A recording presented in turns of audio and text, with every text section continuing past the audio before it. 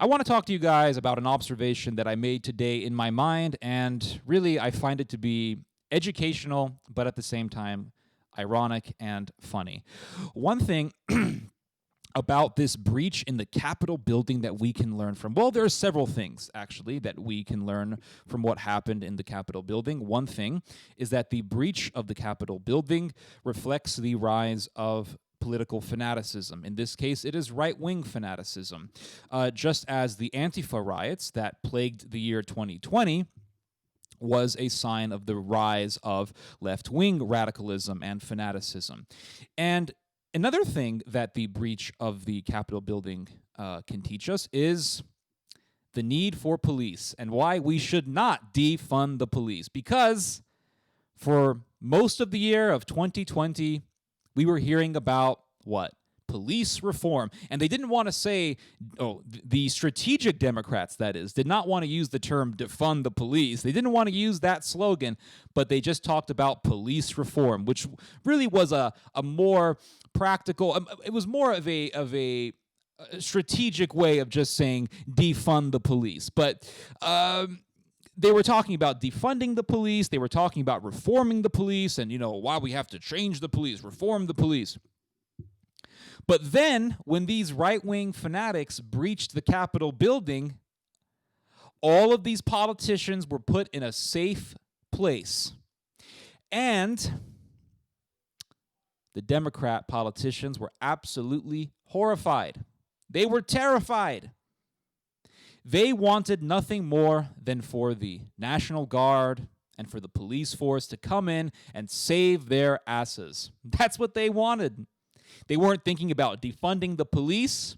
They weren't thinking about George Floyd. They weren't thinking about Breonna Taylor. They weren't thinking about Tamar Rice. They weren't thinking about Rashard Brooks or Jacob Blake. They was thinking about the police going in there and saving their asses from those right-wing nutcases. They were thinking about the police saving their asses from the mob.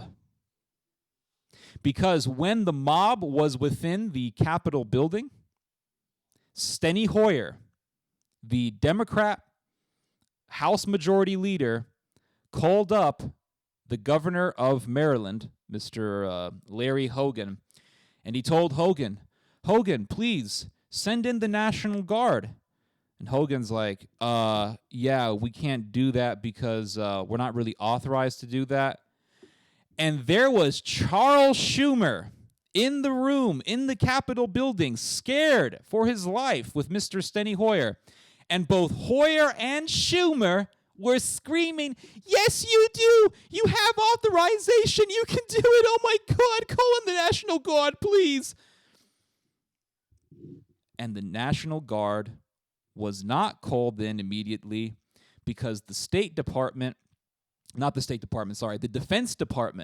Defense Department was worried that it would be bad for PR. They were worried that it would be bad PR to send in the National Guard.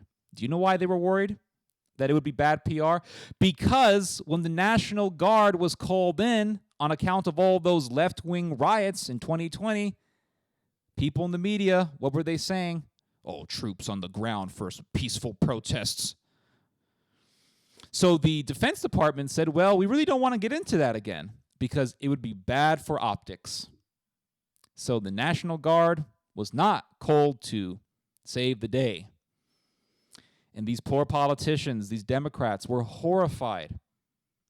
And then Nancy Pelosi called up the governor of Virginia. What's his name? Ralph Northam or whatever.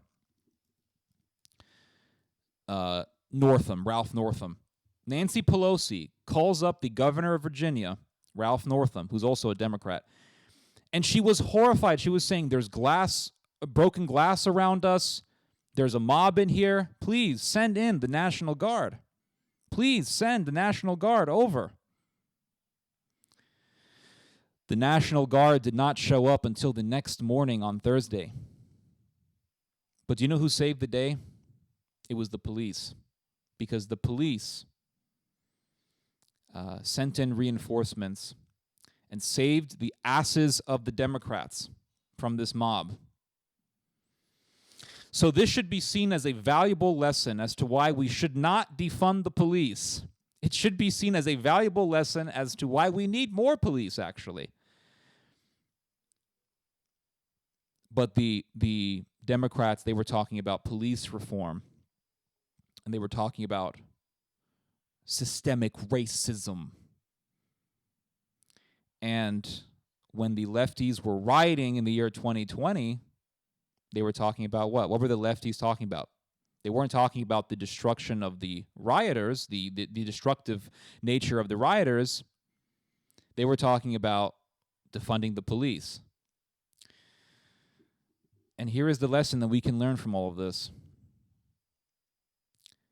If you aren't going to use the police against left-wing fanatics, then you may just one day be killed by the right-wing ones.